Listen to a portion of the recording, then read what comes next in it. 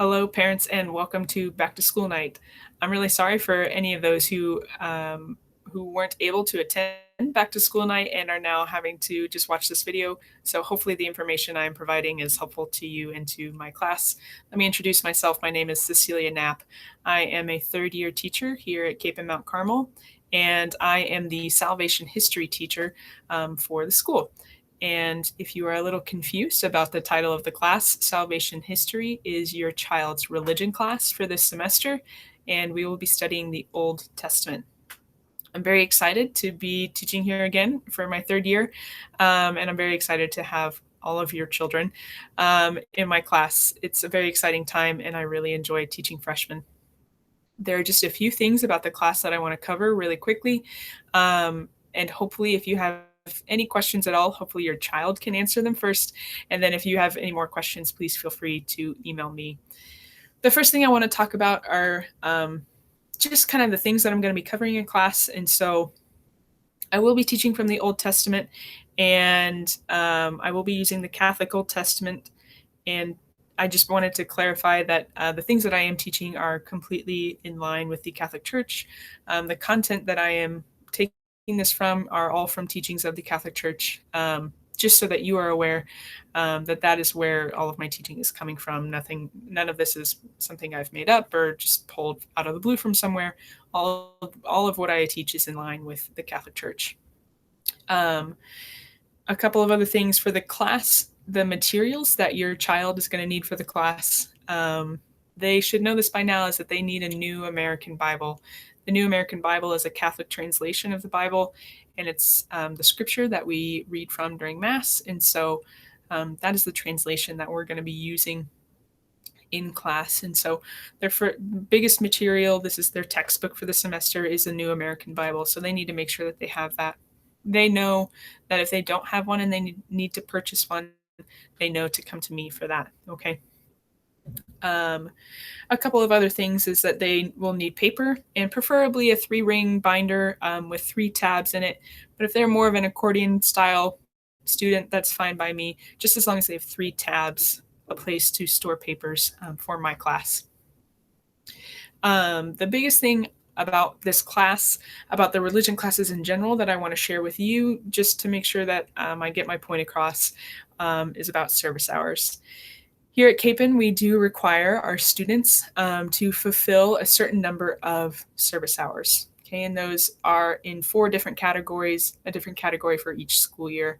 And so for the freshmen, it is family hours. Sophomore is school. Junior is parish. Senior is community. So because I am a freshman teacher, your child will be fulfilling the freshman service hour requirements. Okay, and so for freshmen, they need 10 family-oriented service hours by the end of this school year. And in the first semester, they need to fulfill half of them. So your child needs to fulfill 5 family-oriented service hours by December 3rd of this semester. And so what are family-oriented service hours? There are 2 main things that I'm looking for when a child turns in service hours. The first one is, was the service unprompted? Or maybe did the student take the initiative to perform the service? Did your child come to you and say, hey, I see that there is this thing that you need help with, and I would like to help you with it? The second thing that I'm looking for when it comes to family service hours is it unpaid? So you might have your child watch their younger siblings every weekend while you go to the store for an hour and a half, but you might give them $20 every couple of weeks for doing that. That is a paid service, and so that does not count as a service hour for Capen's per Capen's policy. So please keep that in mind, that the 2 things that I'm looking for is I want your child to take the initiative. I want them to say, hey mom, hey dad, hey grandma, hey grandpa, aunt, uncle, whatever family member. They take the initiative and say, I see that you need help with this one thing and I want to help you. And then the second thing, that they are not paid for that service monetarily. The biggest thing that I want you to understand is that this is supposed to encourage your student to really live out a stewardship lifestyle. And because it does involve the family, because it's most likely going to involve you. That's why I stress it so much. It kind of takes a big hit to their grade if they do not turn in these hours on time. And I have challenged every class to have all 5 of their necessary hours turned in before Thanksgiving break. So if you would help encourage them to do that and help them reach that goal, that would be fantastic. It makes my life a lot easier, and trust me, yours a lot easier as well. When it comes to service hours, your student can work ahead as well. So if your student wants to do all 10 family hours this semester, great. If they want to do some of their school hours or parish or community hours now, great, they can do those. You can always work ahead.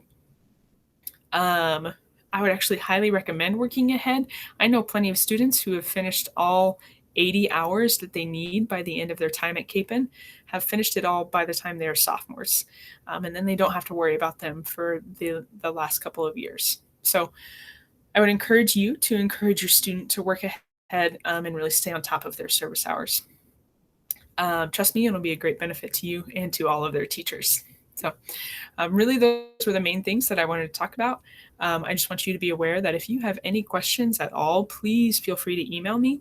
And please ask your students if you have questions as well, with service hours for sure. I've spent plenty of time talking about them in class, and so they should have answers to your questions, and they should have a general idea of what it should be.